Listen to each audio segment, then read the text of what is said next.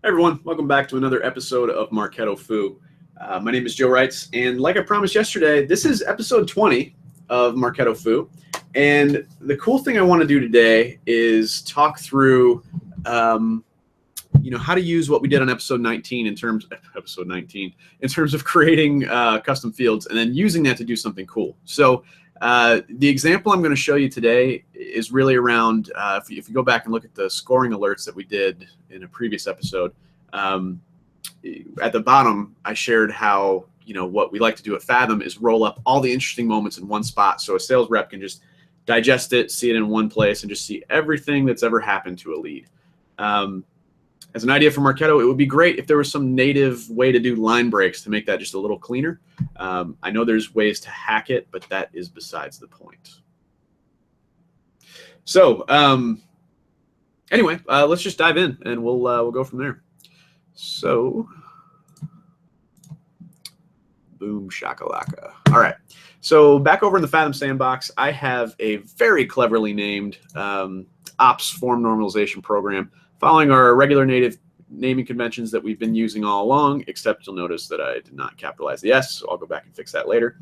But basically, what we're going to show here is when we look at, an interesting moment or a hot lead alert like this is our basic template that we like to use. There's some pre-header, there's some, you add your logo, make it all sexy. There's some other fields and such that you can tokenize. And if there's a value, they fill in.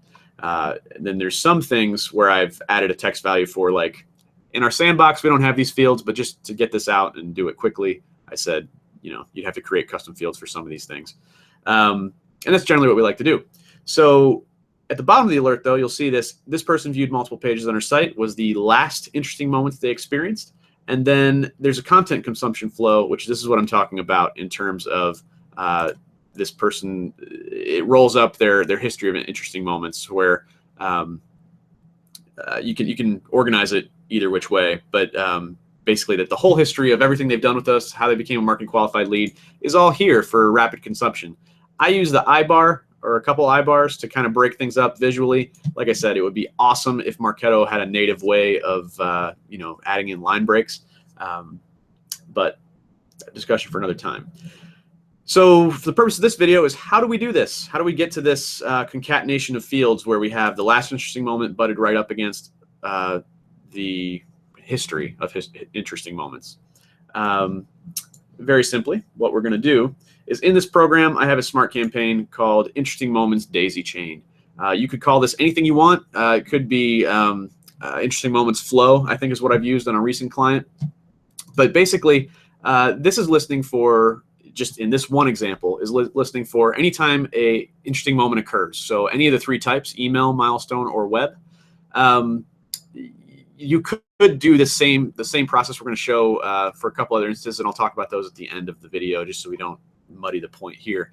But basically, if an interesting moment occurs, we're going to go on to the flow, and for that person, we are going to change the data value for a custom field I created called Interesting Moment Pre-Flow to last interesting moment description. And here, I'm not positive. I can't remember if this is a native field in Marketo or if it was a custom one we built. It was already in our sandbox. I should probably know this, but like all things you ever learn in high school, why memorize something if you can just look it up easily? So if that's not in your field management section, go ahead and create that field. If it is, I was right. So be that as it may, what you'll notice here for the new values is we're using tokens. And what this is going to do is populate the pre-flow field with the last interesting moment description. And then which I'm pretty sure is a native field, standard field in Marketo. And then the next thing it's going to do is we're going to do a change data value for another custom field called Interesting Moment Flow.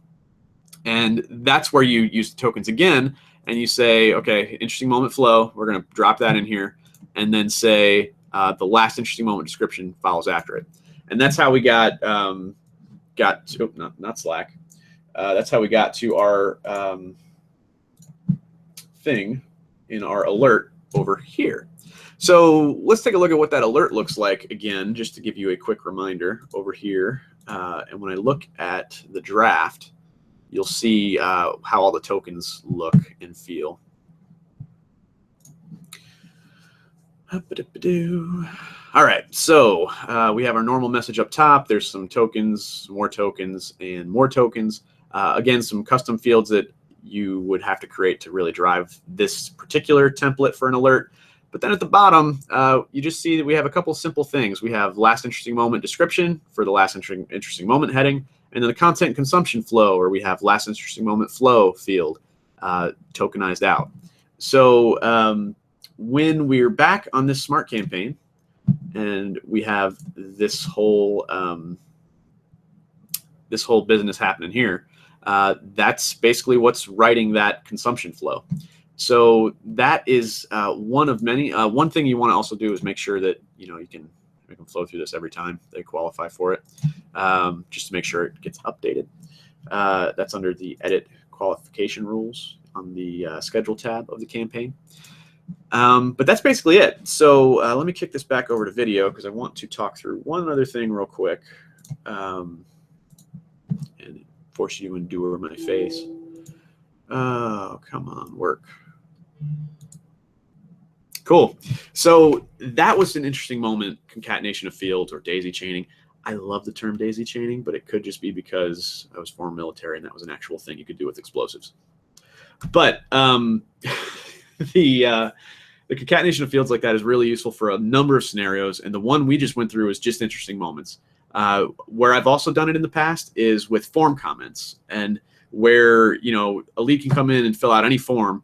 And if they filled out any form, that could be the trigger. And then you do the same exact scheme with form comments. And the field you would actually use on the form would be something like the current form comments field we built the other day. The reason I went with interesting moments as this flow example is because I had an alert I could actually show you what the output would look like versus the contact form comments.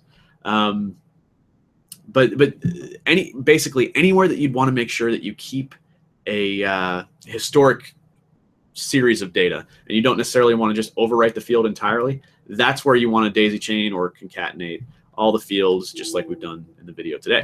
So if you have any questions, feel free to hit it up in the comments, or like I say, on everything else. It's way better if you post a discussion in the Marketo-Nation community, tag me, tag the crew, tag whoever champions. Someone will keep the conversation going and make sure that your Marketo-Fu becomes that much more strong. So yeah, on that note, that was a very I get excited over this stuff. It's kind of nerdy, but like if you start thinking about doing things like this, then that is a very good indication that you are no longer a beginner in Marketo-Fu and you've got some strong things growing in you. So my name has been Joe Wrights, and we'll talk again soon.